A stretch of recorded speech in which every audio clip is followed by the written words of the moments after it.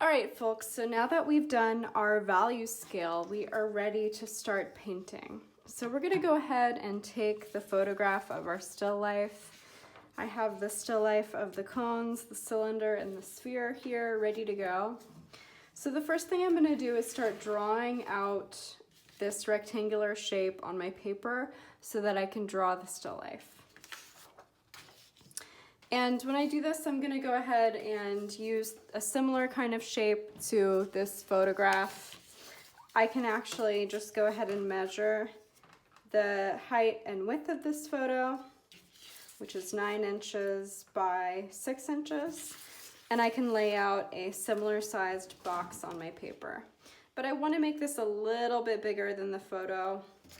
So I'm gonna go ahead and make it 7 by 10 inches. You don't want your painting to be too small because you want to have a lot of area to be able to paint in.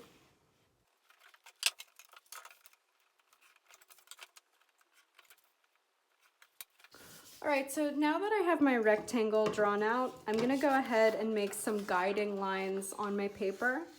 So I'm actually gonna go ahead and take my photograph of the still life and make a line down the middle horizontally and down the middle vertically.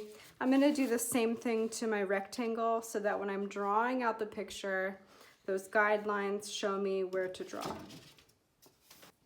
So you can go ahead and draw your line halfway through the picture. Doesn't have to be perfect. Halfway through my picture is about at 3 inches.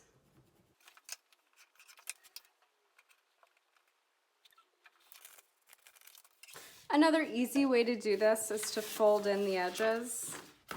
Make sure you're lining up the image corners and crimp to find that halfway point. Then you can draw your line right down the middle. Now we'll do the same thing on my rectangle.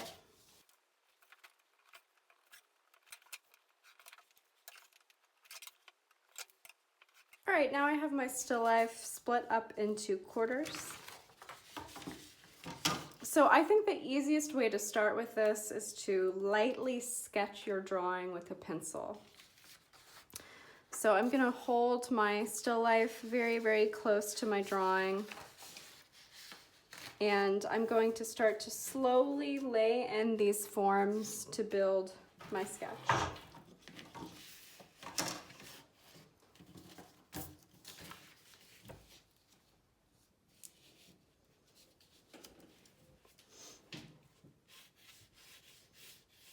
And you want to be really loose when you're doing this. Just be loose in general. Start with the basic shapes.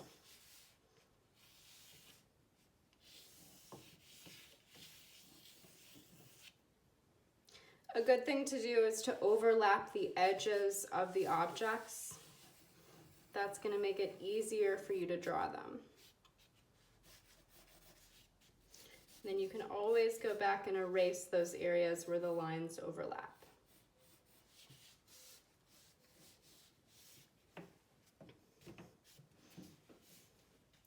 All right, now that I have my basic forms laid in, I'm going to start laying in the forms of the shadows. So there are some areas here throughout my still life where there are shapes of shadows. I want to go ahead and start laying those in.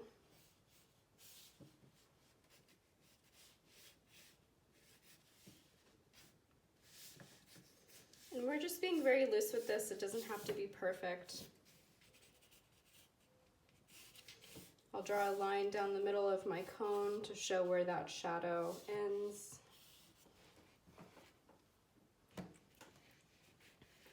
All right, now that I have my rough sketch, I'm ready to start painting. So I'm going to get out my paint palette. I have most of my values that I mixed for my value scale. You definitely want to start with at least a few values. So try to have a nice black, a white, and a few different types of grays. I only have 2 types of grays here, so I'm going to go ahead and quickly mix up another gray. So I have 1, 2, 3 grays. I think I need something in between this super dark and the medium gray. Remember, the more value that you have, the more variety and the more interesting your drawing will be. I mean painting, because now we are not drawing anymore, we're actually painting.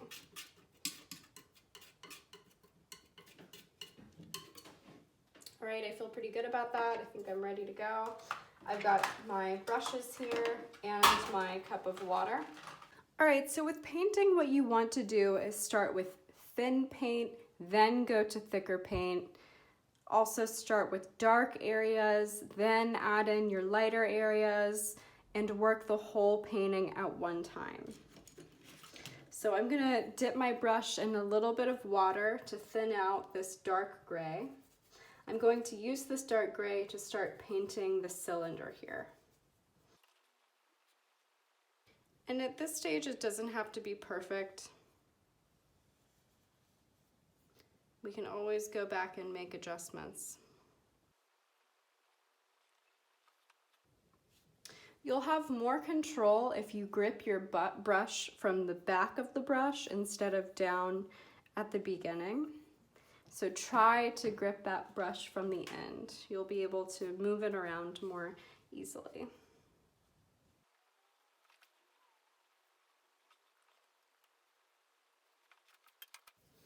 It helps to have a few different size brushes. In this case, I'm going to use my largest brush to fill in the value of the background. And you absolutely want to do that. That background value is really going to ground your painting. So don't hyper focus on the objects. Make sure that you're moving all around the whole painting and working on the whole thing simultaneously. You don't want to leave the background until the very end, because sometimes if you do that, you realize that the values that you have on the objects are actually incorrect. And adding in the background can change the overall appearance of the whole painting.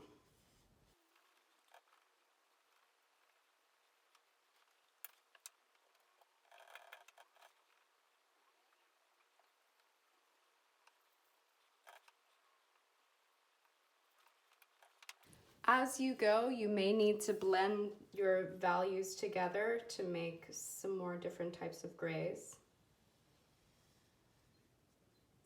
Also, use your value scale on the right. Usually you'll see all 9 values in your still life. So compare your painting to the value scale that you have. Do I have all of these different values showing right now? I really don't. I'm missing my whites, I'm missing my deep, deep blacks.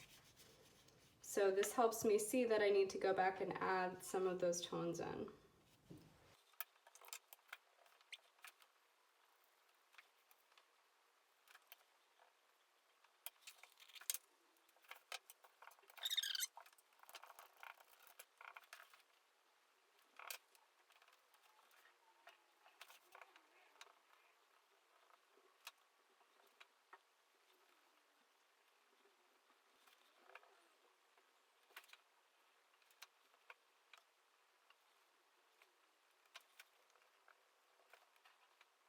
Another thing that's really helpful when you're doing this is every so often squint your eyes to look at the image. If you squint as you're painting, it's much easier to see those values. Squinting actually does something with our eyes where it filters out the color and allows us to focus just on the values. So that can be really helpful because it's so easy to get distracted by the texture of the paper and all kinds of other things. But squinting will really help you see just the values, which is all that we want right now.